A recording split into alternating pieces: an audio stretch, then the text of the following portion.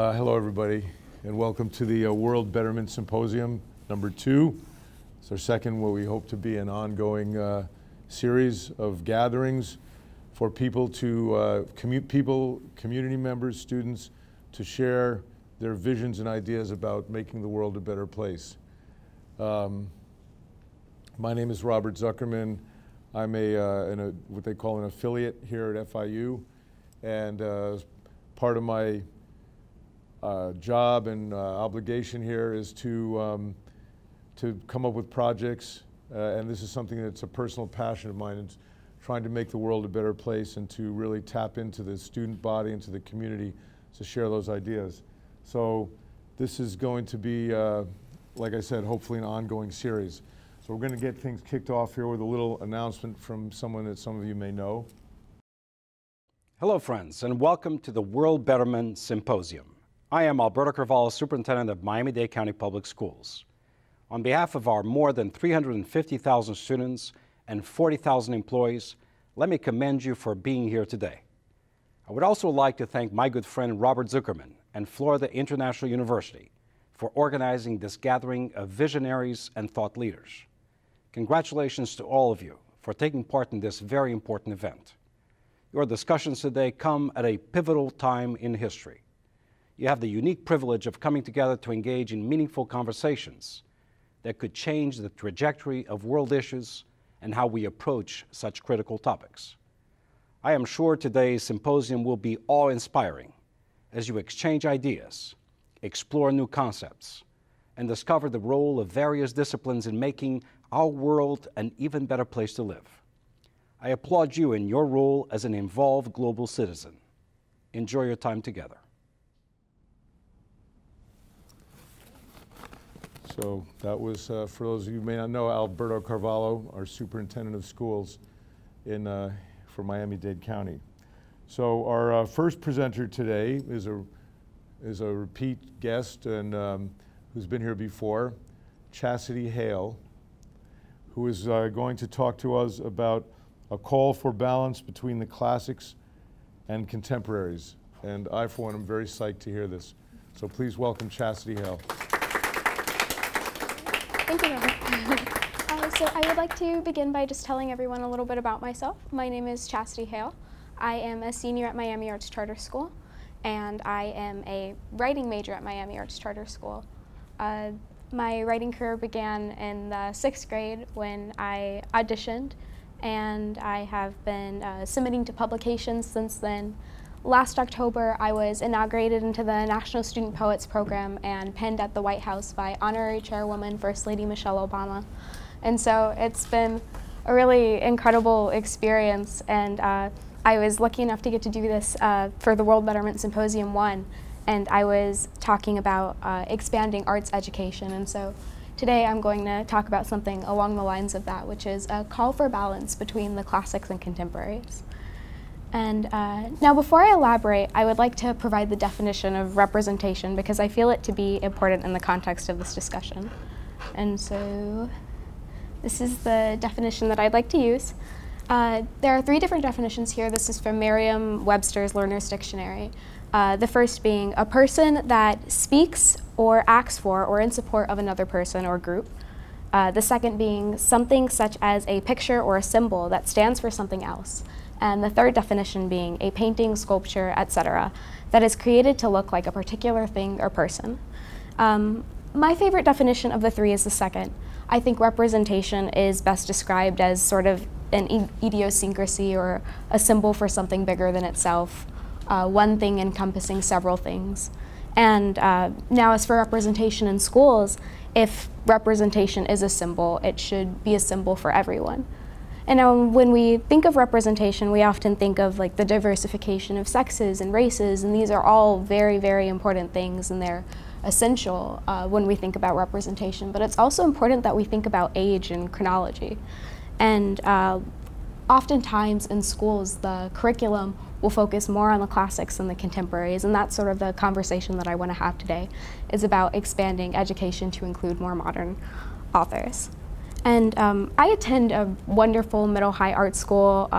The curriculum is a lot less conventional than regular schools, and so we've gotten the chance to read a lot of different authors and a lot of different works by not only classical authors but also contemporary authors, a lot of different poetry, and just very, very interesting stuff that I've always enjoyed. English and language arts have always been a favorite class of mine, and I can remember times in middle school and high school like wanting to continue the conversations from English during lunch. And Goodreads provides a list of popular high school books ranging in order from the number of times they've been shelved, which means the number of times that people have categorized them as high school. And the first 10 books on the list were ranged between the periods 1594 and 1954, which is really interesting to me because the first really modern book on the list, The Perks of Being a Wallflower in 1999, was shelved 591 times less than the most shelved book, which is The Great Gatsby. And there are some books that are timeless, and a lot of literature that we can read and still resonate with years after it's been written. But I think that it's important that students are presented with work that is relevant to issues today, and that they're reading about not only history, but they're reading about what's happening in the present. And now, tying this back to representation, in age and chronology, high school students typically range between 14 and 18 years old. And it's necessary that they read works that reflect their experiences and include relevant and significant issues today. In an article published by Sally Law in The Guardian, she discusses how studying classical literature can be a useful tool in understanding the way language was used in the past, and also an essential instrument in understanding history, which is true. And there's also a lot of pedagogic value in contemporary works. Examining modern works can be instrumental for students navigating high school, and it can help them better understand themselves and the world around them. And it's also important that education includes contemporary works, because we need to acknowledge the emergence of new literary genres. And so I just want to talk about some new literary genres. There's the new adult genre, which has sort of emerged within the last 10 years, which is targeted at 18 through 25-year-olds. And that would be an interesting thing, especially for high school seniors, people who are approaching college age, to sort of be introduced to this new genre that deals with different topics than what we've seen in the past. There's also the emergence of cli-fi, which is climate fiction, and it's a genre about global warming and climate change, which is a really interesting development and really something that we've never seen before. And so these are all very significant issues and things that we should be talking about. And like classical literature is sort of instrumental in understanding history and understanding also the present, contemporary works will sort of help us navigate the future and understand more about ourselves. And I would just like to talk about some books that have had a major impact on me. For example, The Perks of Being a Wallflower. I read that in my freshman year of high school, and it's also about the main character, Charlie Kalmekis, entering into his freshman year of high school and sort of learning how to carry himself and learning that his emotional well-being is just as important as his physical well-being, and those are really important lessons that students should be learning. And a lot of the books on this list aren't even the oldest of books that you read in school. I can remember reading The Odyssey in my freshman year of high school, and The Odyssey, I don't know, not my favorite book, or Lord of the Flies. And these are important works, but it's also important that we read YA fiction, and they're just sort of genres and literary genres that are being sort of ignored for the traditional sort of works. And so that's pretty much the presentation. And now I submit myself to questioning. Yeah. It's very interesting because I was in the United States when I was 13, Mm-hmm. and I had to be exposed to a different kind of literature than I was when I was in the Caribbean. Yeah. And it seems to me, I know where you're coming from, and it seems to me like in education, we're still dealing with, you know, the race issue, the minority issue, this issue, and then, you know, minority authors and writers are categorized as minority still. Mm-hmm. And there's no mainstream literature that you could say, okay, you know, this is for everyone. Mm-hmm. So I'm thinking, well, you know, why don't we, in the school curriculum, you know, we treat literature as something that expresses human experience, Mm-hmm. and not, you know, this happened to this person who's black, this happened to this Hispanic. No, it's human. It's, Mm-hmm. you know, universal. Yeah. So, I digress.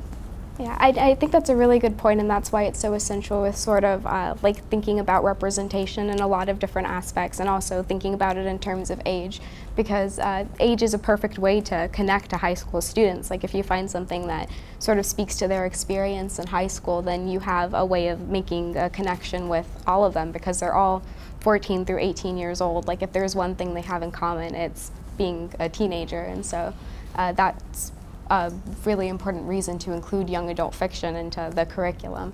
There are a lot of great YA authors, and I think that another reason that people tend to include the classics more is because they feel like they're sort of timeless, and that the value of the classics, or like the classic work, is better written than contemporary work. But I don't think that that's true. I think that like they're sort of equal. Yeah. Yeah.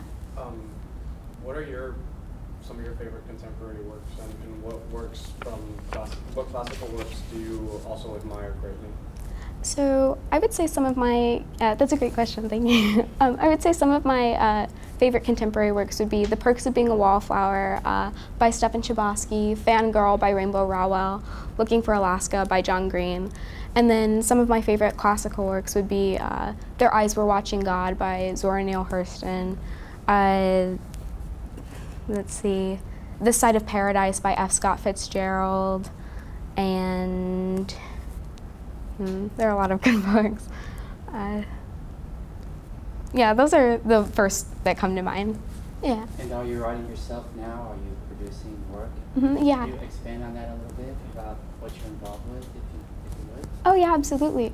And so I am a creative writing major at Miami Arts Charter School, and so we're constantly writing in the creative writing program, constantly submitting. I try and write every day on my own, and I'm just sort of, my year of service as a National Student Poet ended. I was the 2015 National Student Poet for the Southeast, sort of serving as a literary ambassador, advocating for poetry. And now this year, now that my year of service has ended, I'm just sort of dealing with senior year and preparing for the transition into college and stuff. I was very much interested in the nature of your writing, what your, if you will, genre, or what your writing subject matter is, if you will. I actually, the reason I really wanted to talk about the subject is because I was especially interested in this whole emergence of new genres. Oh. And I try and write in sort of everything. I especially love poetry and nonfiction, or creative nonfiction. But I wanted to talk about the emergence of these new genres because I really like sci-fi, the climate fiction, and I think that that's like a really interesting issue and a significant issue today. And so that's something that I try and write about a lot, is sort of like where we are in the context of like global warming and climate change, and just like the environment in general. So that's a big topic in my work. Not really a question, but I think that a lot of like great wisdom through the ages, like some of the ancient texts, or even if you go back even to a few hundred years to like Shakespeare, Yeah. and some of the language and the thoughts that are in his, like in Hamlet's soliloquy, you know, he talks about the dread of something after death, the undiscovered country from whose boundaries no traveler returns. Like, makes us rather bear those ills we have and fly to others that we know not of. In other words, fear of death makes us we'd rather stay with things that are unpleasant but are familiar, rather than leaping into the unknown. And that's like a universal kind of timeless concept. Yeah. Or even going back further into some of the ancient texts, like in the Sanskrit text, the Bhagavad Gita and the Upanishads. They have some amazing ideas. Yeah. Or Lao Tzu, who was an ancient Chinese philosopher, from thousands of years ago. Some of those ideas are timeless and still very much apply today, which I think is cool about literature, because it's kind of the transmission of ideas like that through time. Yeah, I do think that that's amazing also. And you can sort of see that in contemporary works too. Like Stefan Chbosky has this quote that's, you can't choose where you go, where you come from, but you can choose where you go from there.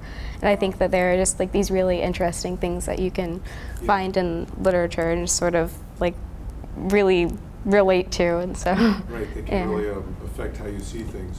Absolutely. Wow. Well, thank you very much. Thank you for having me.